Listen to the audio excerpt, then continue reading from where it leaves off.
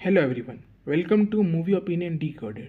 आज के इस वीडियो में हम आपको बताएंगे why is Bollywood still in a crisis even after the comeback in 2023। This is going to be a genuine video discussion, so make sure आप इस वीडियो में एंड तक बने हुए हैं। सबसे पहले हम बात करें 2023 की, तो यह साल बॉलीवुड के रिवाइवल का साल था, क्योंकि जैसे हमने देखा था साल 2022 में ज़्यादातर मूवीज़ फ्लॉप हो रही थी, क्योंकि किसी ना किसी वजह से ये मूवीज़ किसी कंट्रोवर्सी में फंस जाती थी, जिसकी वजह से इन फिल्मों के खिलाफ हेट कैंपेन शुरू हो जाता था। इसकी वजह से कोई भी सिनेमा हॉल्स में आता ही नहीं था और मूवीज़ फ्लॉप हो रही थी। यहाँ तक कि 2023 की ब्लॉकबस्टर फिल्म पठान, जो एसआरके की कमबैक फिल्म थी, उस फिल्म को भी कंट्रोवर्सी में लाने की कोशिश की थी। लेकिन हम सब जानते हैं कि 2023 की सेकेंड हाईएस्ट ग्रॉसिंग फिल्म बनी और इसी फिल्म ने एक तरह से बॉलीवुड को डूबने से बचाया और बॉयकॉट बॉलीवुड के कैंपेन को ख़त्म किया। इसी साल जवान, एनिमल और गदर 2 जैसी फिल्में आई, जिससे बॉलीवुड को अपनी पहचान वापस मिली। अब हम 2024 के सेकेंड हाफ में एंटर हो गए हैं, लेकिन अभी भी हमें एक बड़ी हिट फिल्म नहीं मिली है। फाइटर साल की पहली बड़ी फिल्म थी, जिसके डायरेक्टर सिद्धार्थ आनंद थे, जिन्होंने पठान फिल्म को भी डायरेक्ट किया था। लोगों को इस फिल्म से बहुत एक्सपेक्टेशन थी, लेकिन ये एक बड़ी सक्सेस नहीं बन पाई। इस फिल्म को मिक्स्ड रिव्यूज़ मिले थे ऑडियंस से।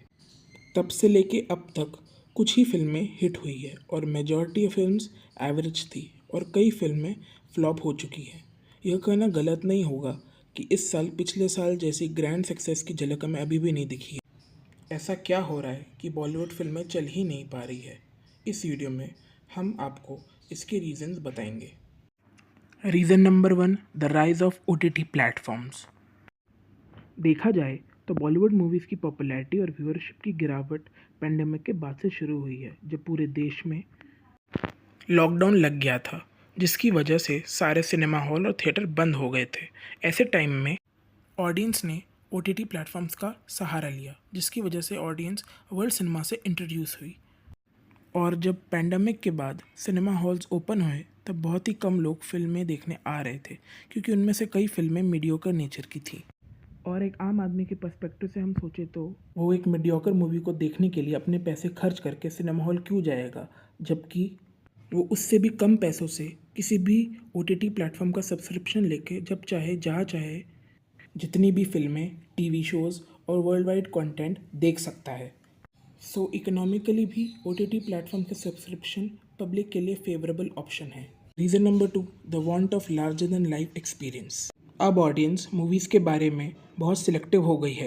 वह कुछ ही मूवीज़ के लिए एक्साइटेड होती है और उन्हीं फिल्मों के लिए वह लोग सिनेमा हॉल्स जाते हैं। इन मूवीज़ से ऑडियंस को लार्जर देन लाइफ एक्सपीरियंस मिलता है, जो सिनेमा थिएटर्स में ही महसूस हो सकता है। अगर हम पिछले साल की सक्सेसफुल मूवीज़ की बात करें, तो उन सभी फिल्मों में ये क्वालिटी थी, जिसकी वजह से ये सारी फिल्में सक्सेसफुल बनी। वहीं दूसरी ओर कुछ फिल्में जिनसे ऐसा एक्सपीरियंस नहीं मिलता है, उन फिल्मों के लिए ऑडियंस वेट करती है कि कब वो फिल्में OTT प्लेटफॉर्म्स पर आएंगी। फाइटर एक मास एंटरटेनर मूवी ज़रूर थी, लेकिन फिल्म एक इमोशनल कनेक्ट इस्टेब्लिश नहीं कर पाई पब्लिक के साथ, और साथ ही साथ इस फिल्म का थीम काफ़ी टेक्निकल भी था।